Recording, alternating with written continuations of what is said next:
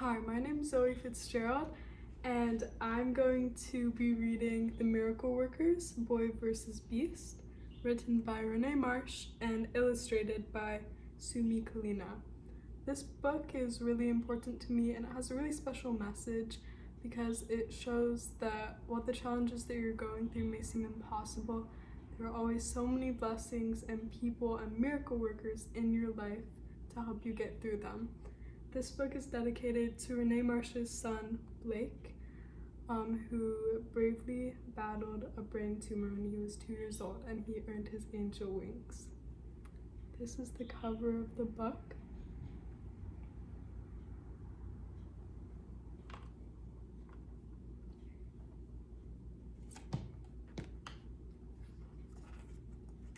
Here's the inside cover. I really like the illustration.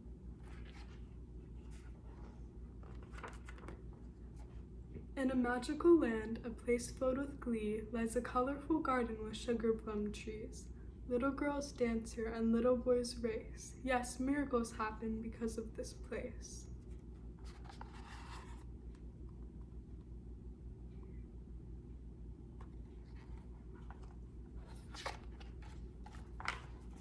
In rolling green pastures, their wings spread out wide, 72 creatures fly side by side.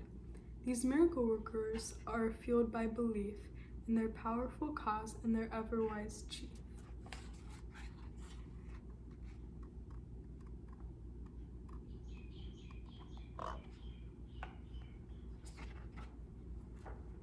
While miracles are requested every day, it's the chief who decides if it's yay or nay.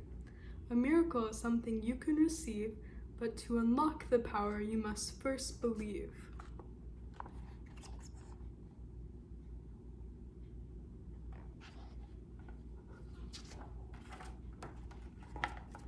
Your request can be big, your request can be small. In little Blake's case, his request was quite tall. One day, a mean giant came looking for Blake. Blake was so scared, his knees started to shake.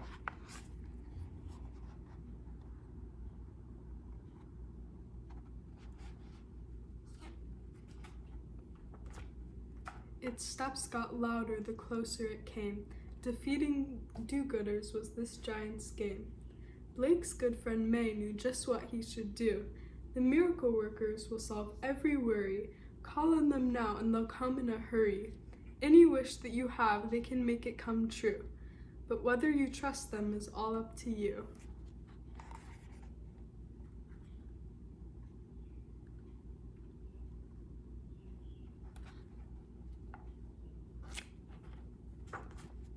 Miracle workers, ones I've never seen, could they really fulfill each one of my dreams?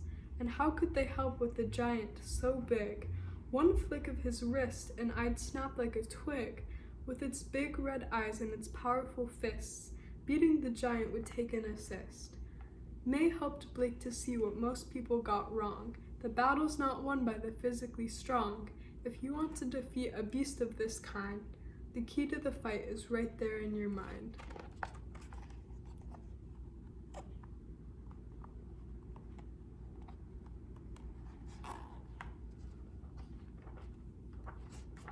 Before Blake could answer, the battle broke out. The giant spit fire straight out of its snout. Blake stood so still, looking up at its face. Would the miracle chief take his dire case?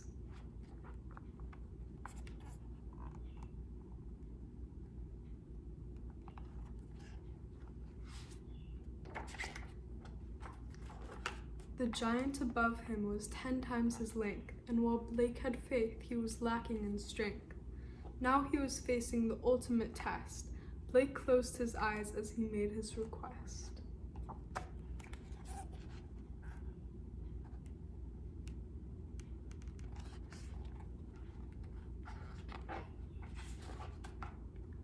Blake decided right then to ask for some help, and suddenly he heard the mean monster yelp. Blake heard the cry and he opened his eyes. There they all were, what a lovely surprise. The miracle workers were now on the scene, standing behind him, now part of his team.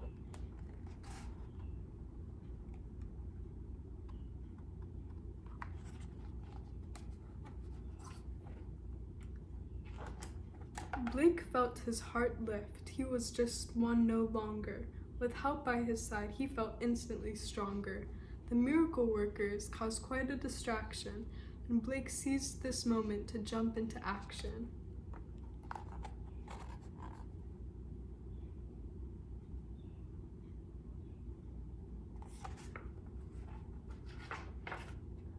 He tackled the giant, who fell like a tree. The battle was over. Blake claimed victory. Blake had learned well that he wouldn't receive a miracle if he did not first believe. The lesson that was now ingrained in his head. To each of the miracle workers, he said, "I now understand that believing is key to overcoming obstacles in front of me."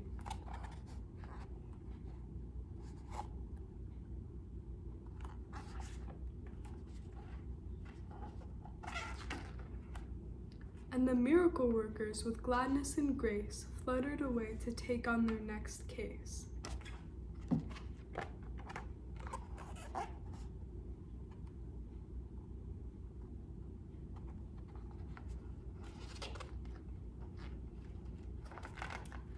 There's a little note at the end that says, "For my beautiful son Blake, my dad Vincent, and my husband Kedrick, who helped me to believe when I needed to most."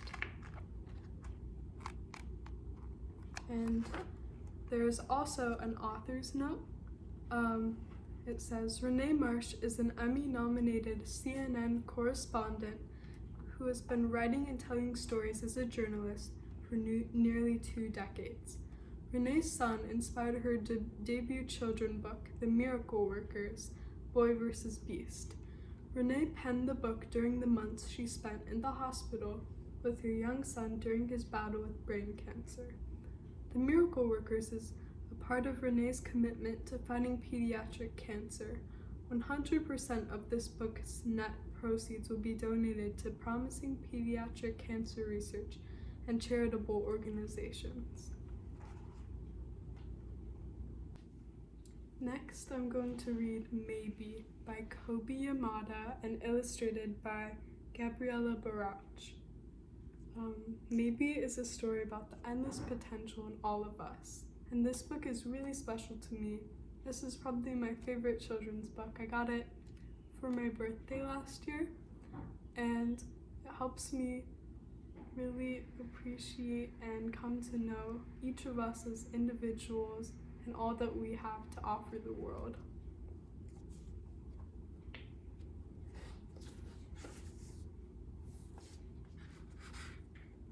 This is the inside cover.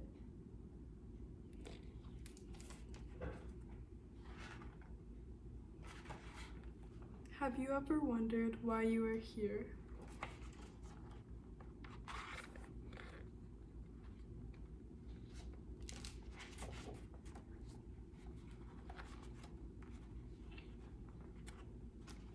You are the only you there ever has been or ever will be. You have so much to offer.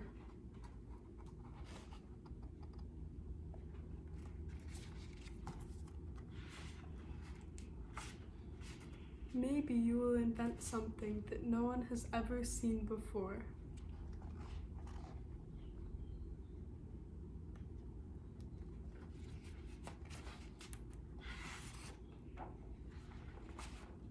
Maybe you will build things that reach high into the sky.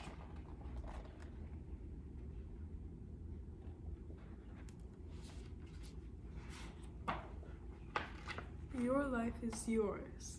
Try as many things as you can try. See as much as you can see.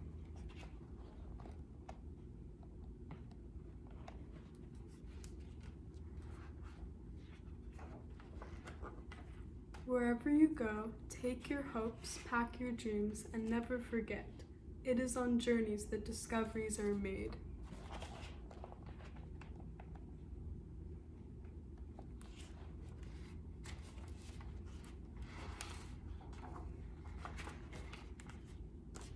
Maybe you will help others to see the beauty in each day.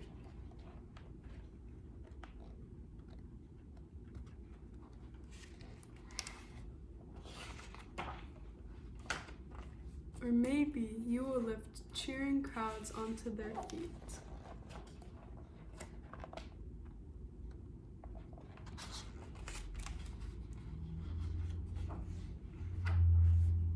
everything with love. Follow your heart and see where it leads you.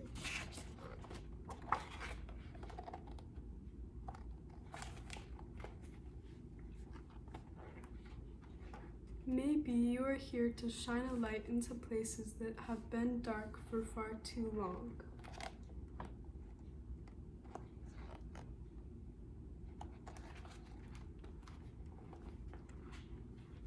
Maybe you will speak up for those who can't speak for themselves.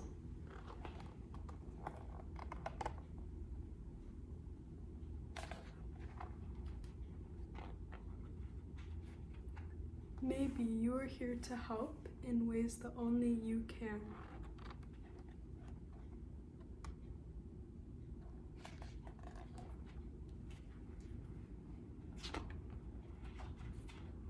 There will be struggles, there will be fears, and it won't always be easy. At times, it will feel really hard, and you might make a mess of things. You may fall down.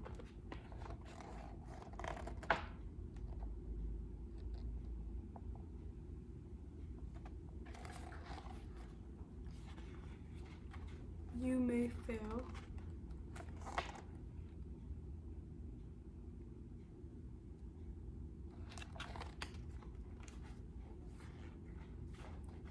But you will also get back up, and you will rise a little stronger and a little taller, because there really is more inside you than you know. And this world needs your gifts, your talents, your big ideas. And maybe you are just getting started.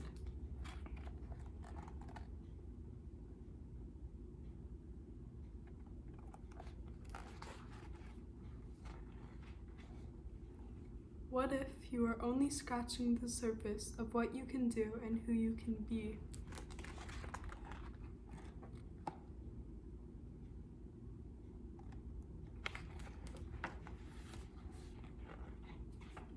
What if you have talents you haven't discovered yet?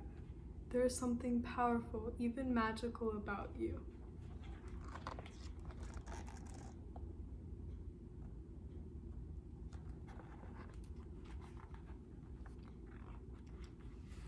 You already have everything it takes to do big things.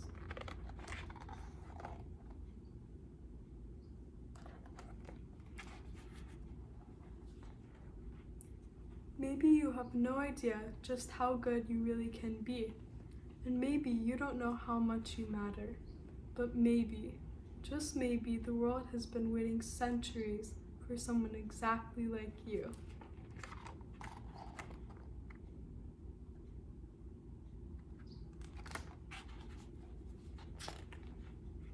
One thing is for sure, you are here, and because you are here,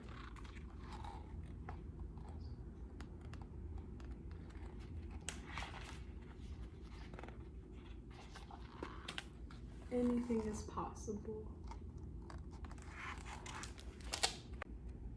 Next, I'll be reading We're All Wonders, written and illustrated by R.J. Palacio. This book is really cool to me because the only thing I wanted for my 10th birthday was to meet R.J. Palacio at the National Book Festival in Washington, D.C. And this whole wonder story has always been so important to me, and it really teaches how we see all of us as wonders because we really are special and inspiring, and we all have something to give.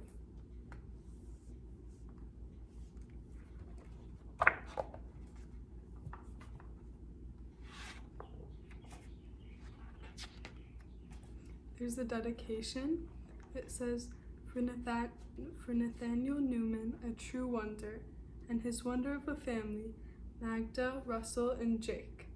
For Dina Zuckerberg and the My Face family, you are my heroes. I know I'm not an ordinary kid.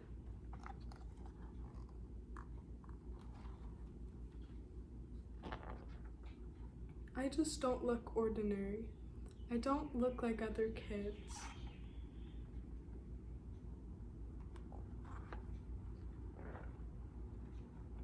My mom says I'm unique. She says I'm a wonder. My dog Daisy agrees. But some people don't see that I'm a wonder. All they see is how different I look.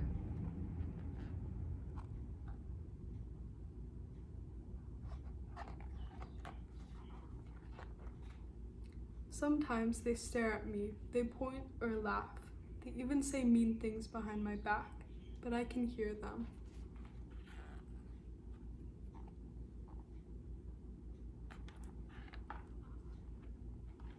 It hurts my feelings. It hurts Daisy's feelings too.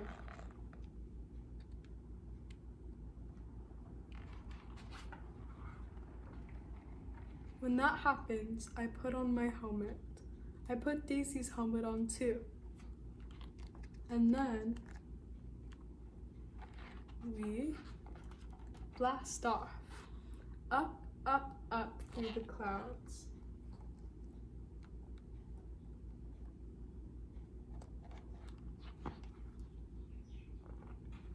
Across the galaxy.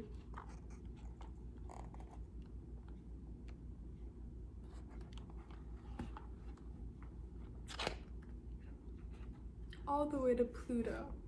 We say hello to old friends.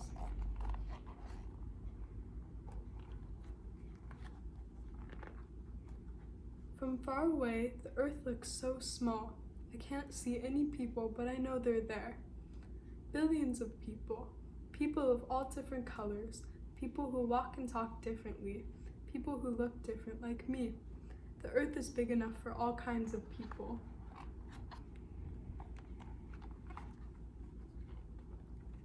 I know I can't change the way I look, but maybe, just maybe,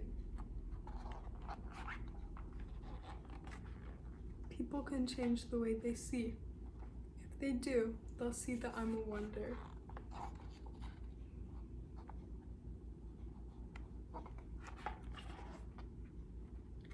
And they'll see that they're wonders too. We're all wonders.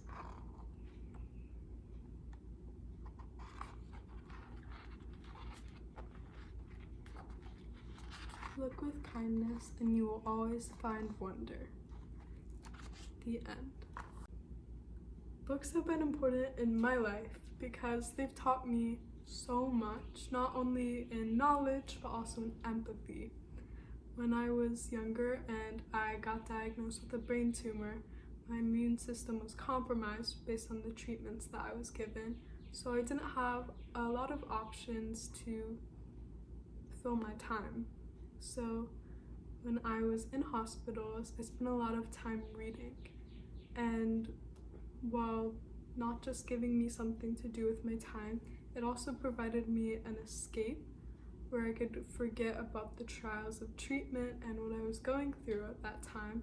I spent my time with characters and in different worlds, and it was so magical, and it really helped me get through and cope with and understand what I was going through. And I still love reading so much to this day, and it brings me the same amount of joy.